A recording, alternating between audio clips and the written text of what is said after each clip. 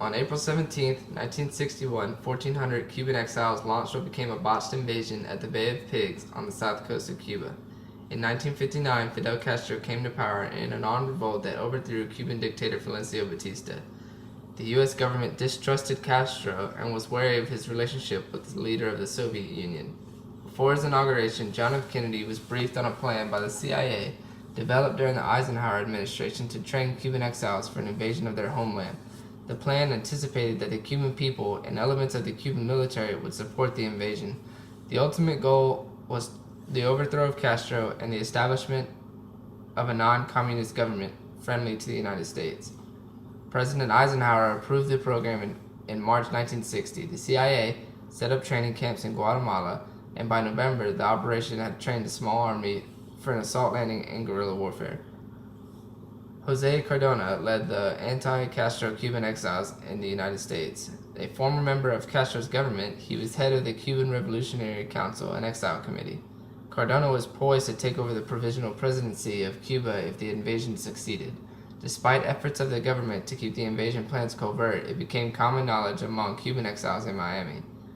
Through Cuban intelligence, Castro learned of the guerrilla training camps in Guatemala as early as October, and the press reported widely on events as they unfolded. Shortly after his inauguration in February 1961, President Kennedy authorized the invasion plan, but he was determined to disguise U.S. support.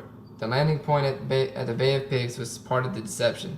The site was a remote, swampy area on the southern coast of Cuba where a night landing might bring a force ashore against little resistance and help to hide any U.S. involvement.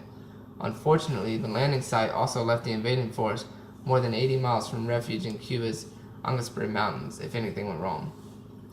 The original invasion plan called for 2 airstrikes against Cuban air bases. A 1,400-man invasion force would disembark under cover of darkness and launch a surprise attack.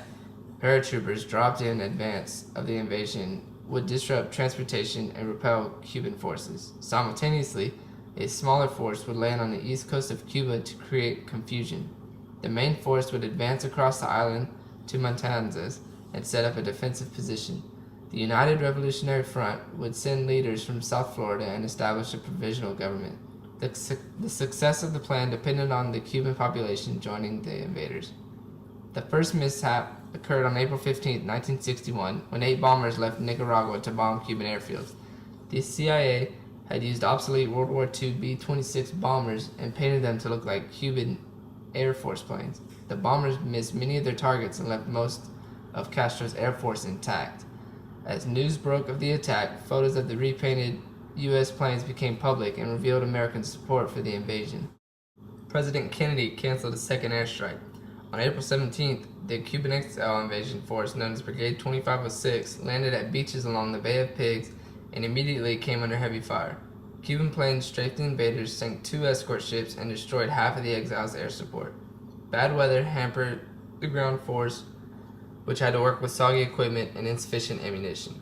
Over the next 24 hours, Castro ordered roughly 20,000 troops to advance towards the beach, and the Cuban Air Force continued to control the skies.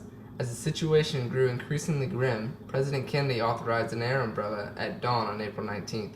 6 unmarked American fighter planes took off to help defend the brigade's B-26 aircraft flying, but the B-26s arrived an hour late, most likely confused by the change in time zones between Nicaragua and Cuba. They were shot down by the Cubans, and the invasion was later crushed that day. Some exiles escaped to the sea, while the rest were killed or rounded up and imprisoned by Castro's forces. Almost 1,200 members of Brigade 2056 surrendered, and more than 100 were killed.